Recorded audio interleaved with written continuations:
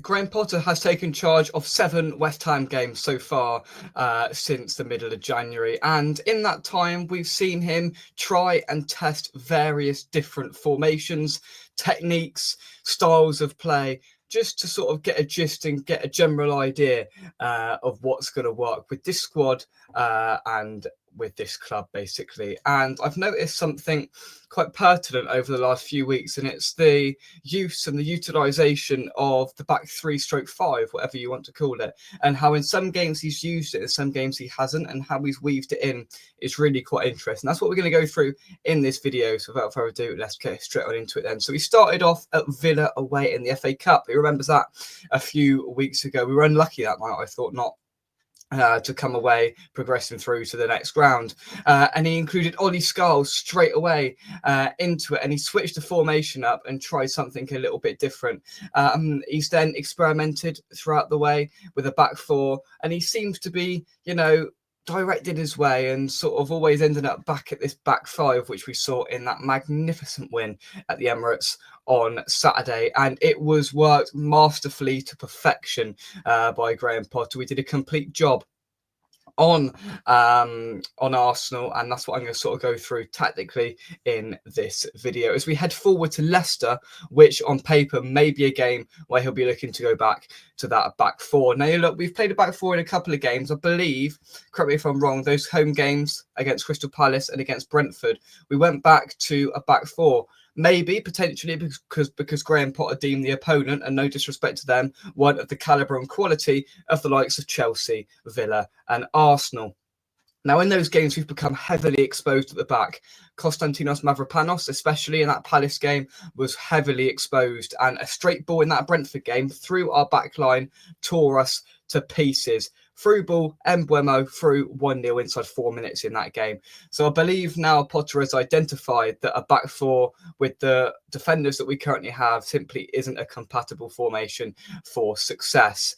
So we went back to the back five in a game against a better opponent in Arsenal, although they were pretty poor on Saturday, and I thought we were brilliant. So I'm going to bring up on screen now our formation, and in an ideal world, what I think we should be going forward if we're going to play this back 3/5. So you've got Ariona in goal, and the revelation of Aaron Creswell here. I don't know whether you can see my mouse or not. I don't think you can, but I can move players about, so that's what I'm going to do. So you've got the revelation of Aaron Creswell has been absolutely brilliant in that role.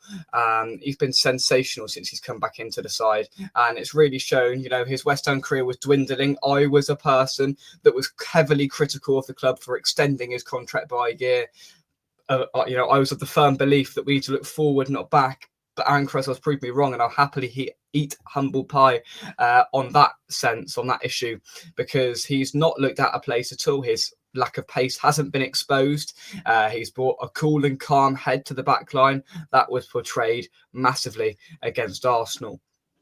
And it's just an overall his experience that he can bring defensively, positionally, he's very good. Yeah, in a running race, in a leg battle, he's not going to win. We know that, and we've known that for some time. But when he is then protected by a left wing back, whether you put Emerson in there or my preference at the moment, a player that has been absolutely remarkable again since he's come into the starting lineup, is Ollie Scholes on that left hand side. He has been pivotal in this system working. And Graham Potter has actually spoken about this in a press conference. He said the way I want to play with the back five, it's been hugely dependent on Ollie Scholes, and he stepped up.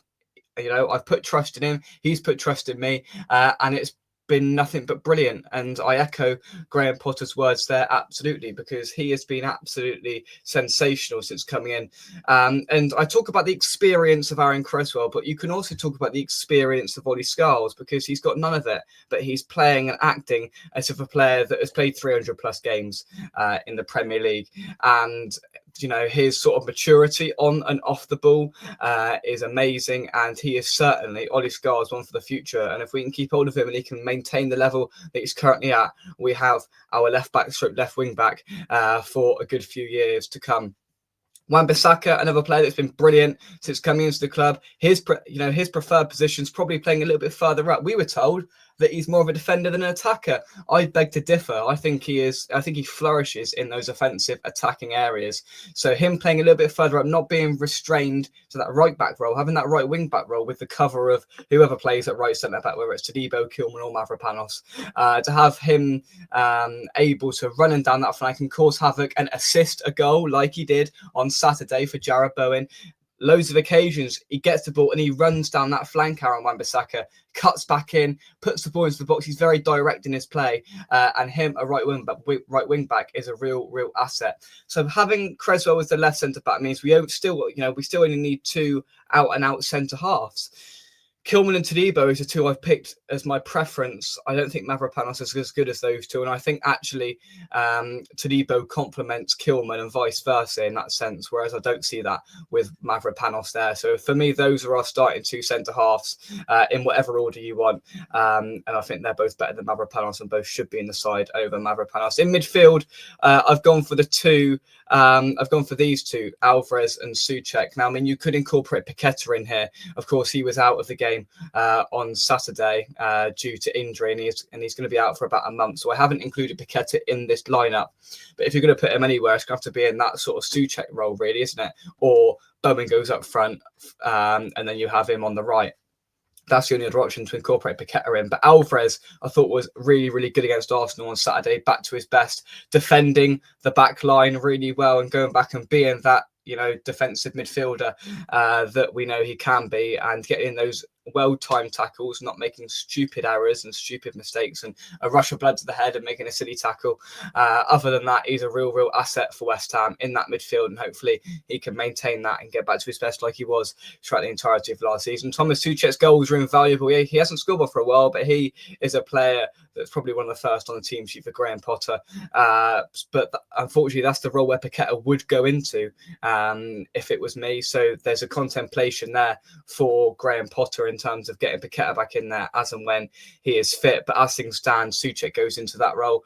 Kudus left, Bowen right goes without saying, doesn't it, really? I thought Kudus was better on Saturday. He's frustrated the fan base in recent weeks, but I think he's been better on Saturday, and he was a little bit more direct. He released the ball earlier and really caused a threat to Arsenal, and was a constant threat, a constant nuisance to Arsenal. So if he can carry that on, that would be good. Bowen, as I said, goes without saying, scored Saturday, is brilliant.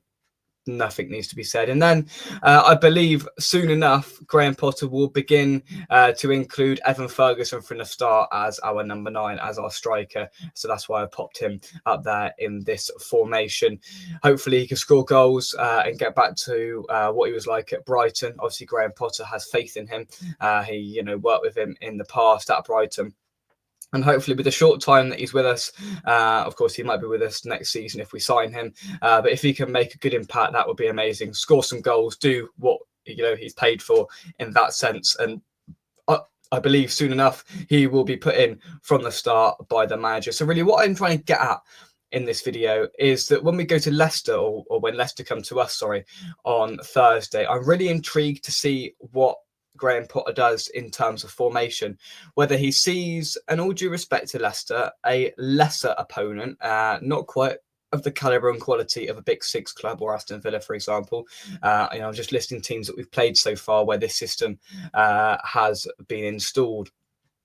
So will he revert back to a back 4 where, in my opinion, I think that exposes us in terms of, the centre-halves. I don't think they're good enough for a back 4. And if you get Jamie Vardy running off the shoulder of the centre-half, that could cause problems for West Ham. But then again, on the other side of the coin, if you flip it over, you've then got to say we're at home to Leicester, who are in the relegation zone. Do we really need to be playing a back 5? But then there's a stigma around a back 5, isn't it? It's almost like a part of the bus phrase. But then again, you can change it. You can shift it into a progressive back 3. You can get these wing backs, and I can actually change it on here. You can get you've got Skulls there. You can get Skulls. Look, you can get him running down there. No, that's down, up. Let's press the right button. You can get Wan-Bissaka and Skulls running up there, right, as you can see, orchestrated by those arrows. You can get them running up and being, a real help and assistance to the wingers. And again, they can come back and fill in these holes here when needed if there is an overload defensively.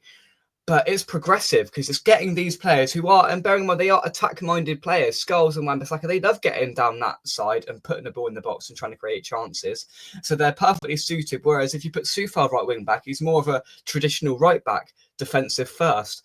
Wan-Bissaka and Scholes are different. They're more progressive. They're more attacking. They're more likely to generate chances for the attacking players. So I believe this can be transformed and translated into a more progressive and attacking formation than the back five stigma, which is defensive, part the bus, which we're not going to want to do. And it's not a good look when we're home to Leicester, who are in the relegation zone, realistically. I don't know. That's my opinion. What do you think of it?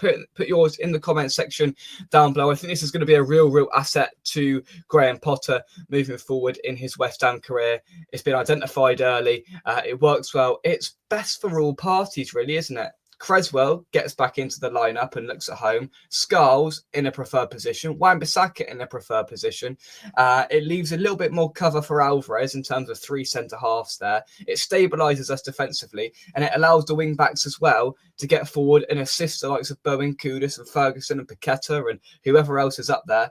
And Souček can do his own thing, try and score goals, have an impact on the game physically in the air from the midfield. I think this is what Graham Potter's going to go with going forward. It's worked. If it ain't broke, don't fix it. That'll be my advice to the West Ham manager after that magnificent win, utilising this formation on Saturday at the Emirates. Be interesting to see. Preview coming tomorrow for the Leicester game, where no doubt we'll talk formations and players and how Potter will adapt, moving from one end of the table, Arsenal, to Leicester at the other. It's going to be an interesting one, but it's a game you feel we should win at home to Leicester, especially after beating Arsenal away last weekend. Again, we should win. Be interesting to see how Potter approaches it.